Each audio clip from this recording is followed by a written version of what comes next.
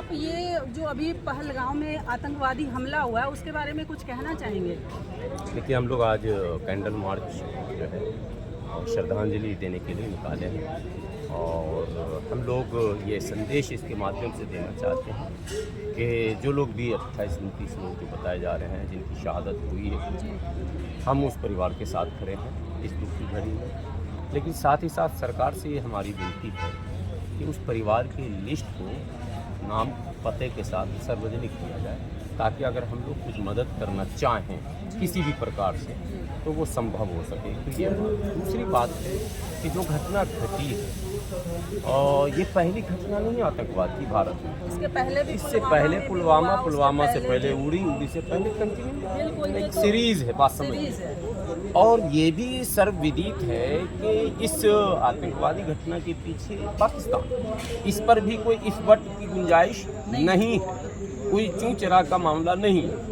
तो हम जब जान रहे हैं कि पाकिस्तान है, पाकिस्तान आतंकवाद को प्रमोट करता है, उसके निशाने पर भारत की एकता को खंडित करना असल उद्देश्य, उसका असल उद्देश्य है कि भारत में धर्म के नाम पर एक ऐसा युद्ध छिड़ जाए जिससे पाकिस्तान को बल मिल जाए धर्म के नाम पर, ये उसका उद्देश्य है। यदि भारत में भी उसी उद्देश्य की पूर्ति के लिए कोई संगठन काम कर रहा है तो उसको क्या कहेंगे, देश प्रेमी या देशद्रोही? मेरे हिसाब से जो लोग भी पाकिस्तान की इस नापाक इच्छाओं की पूर्ति के लिए काम कर रहे हैं हमारे देश में और उसी एजेंडे को अगर आगे बढ़ा रहे हैं, मैं समझता हूँ वो देशद्रोह की श्रेणी में हैं। देश प्रेम तो नहीं हो सकता, ऐसा देश प्रेमी नहीं होगा कि जो घर में हमारा झगड़ा पड़ोस से है, हमें उससे लड़ना है, हम 4 भाई हैं और भाई एक ऐसा है जो हम ही से लड़ रहा है, इसका मतलब वो दुश्मन से मिला हुआ है। आज जो लोग धर्म पूछकर घर के अंदर, देश के अंदर हमले कर रहे हैं, एक बंदा ने बयान दिया 26 के बदले 2600, सुना आपने? बिल्कुल सुना है। अब आप बताइए कि वो 26 जो शहीद हुए वो तो हमारे देश के, भारत के थे। अब 2600 भी जो तुम मारने की बात कर रहे हो वो भी भारत के हैं, तो फिर दुश्मन को कब मार रहे हो तुम? ये सवाल पैदा होता है कि नहीं?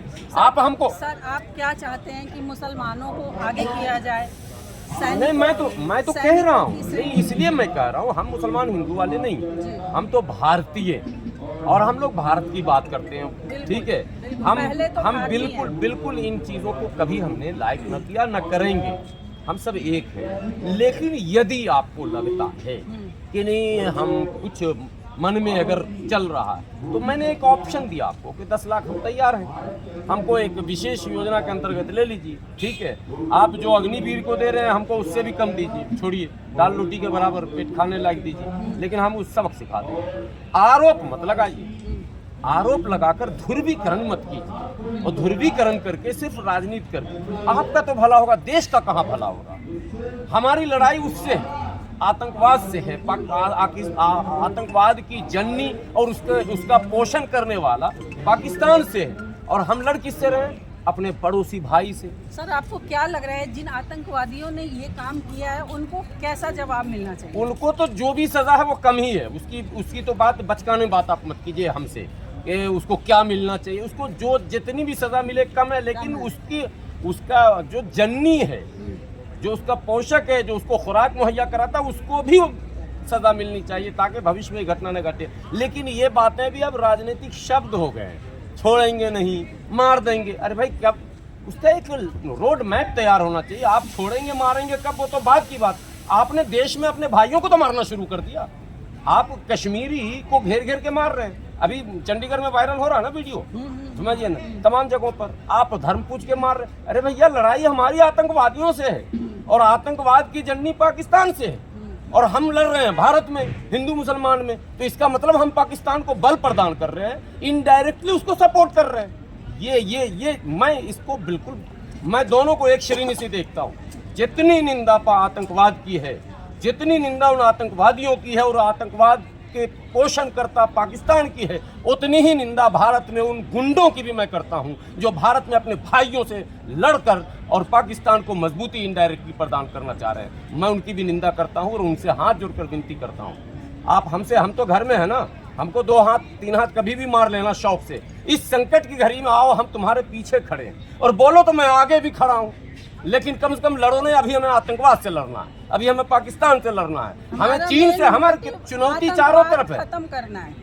सर आतंकवाद सर खत्म करना है मेन मोटिव। आतंकवाद जड़ से तभी खत्म होगा जब यहाँ से दिमाग से तो दिल से हम साफ होंगे। हमको दिल और दिमाग से पहले ये निकालना, हम भारत के लिए लड़ रहे हैं। भारत देश पहले आप कीजिए ना, आप तो भारत नाम लेते फिर हिंदू मुसलमान कैसे कर देते हैं आप? ऐसे कैसे होगा? हम भारतीय आप भारतीय। देश पे हमला हुआ ना, अब आप कर रहे हैं देश पे नहीं हमला हुआ है, हिंदू पर हमला हुआ, आप ट्रैक बदल दे रहे हैं। सर नहीं। ये शब्द यूज जहाँ सर किया देश की गया बात है आती है हम सब एक हैं, हैं? मुसलमानों ये पूछ कर मारा गया है। आपके पास इसलिए ये वीडियो है? सवाल है आपके पास सर, हमारे वीडियो? पास क्या पूरी दुनिया नहीं, देख आज रही तक है। मैंने नहीं देखा, 4 दिन हो गया। मैं तो ये देख रहा हूँ कि टीवी पर डिबेट हो रहा है। बात समझिए, ये वीडियो फैब्रिकेटेड काफी बातें वायरल हुआ हैं। है यही कि तो मैं कह रहा हूँ, पूछ कर मारा है। यही तो मैं कह रहा हूँ। तो पुलवामा कहीं ना कहीं से ये बात आई तभी तो वायरल हो बात रही तो है, आती सर। रहेगी। बोलिए ना, बंद कमरे में यही तो चल रहा है। बात आती है तभी तो आगरा में हमले हो गए, बात आती है तभी तो अंबाला में आज हमले हो गए, दुकानें आग लगा दी गई, ठेले जला दिए गए। बात आई तभी तो कश्मीरी वो छात्रों पर हमले शुरू हो गए।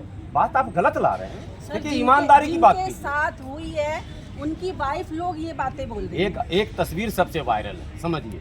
उसमें एक बंदा लेटा हुआ मैदान में हाँ। और एक महिला बैठी हुई। वो तस्वीर का पता लगाया आपने कि वो पुल माने क्या कहते हैं, पहलगांव का है या कहीं और का है? सर, उनकी वाइफ कैसे ने चैनल बयान चला दिया रही हैं है। आप? नहीं, उनकी वाइफ ने बयान अभी दिया है। बयान आ गया उस महिला का कि ये बहुत पुरानी तस्वीर है, लोग इसको कोट करके वायरल कर रहे हैं। अब सोचिए क्या हो रहा है इस देश में। अभी तो सैकड़ों बयान है सोशल मीडिया पर। गुजरात के एक बंदा जिसको हाथ में गोली लगी उसका बयान है, कई लोगों का बयान है। कुल मिलाकर ये बात नोट कर लेने की है कि आतंकवाद आतंकवाद ही होता है। आतंकवाद, नक्सलवाद, जातिवाद, संप्रदायवाद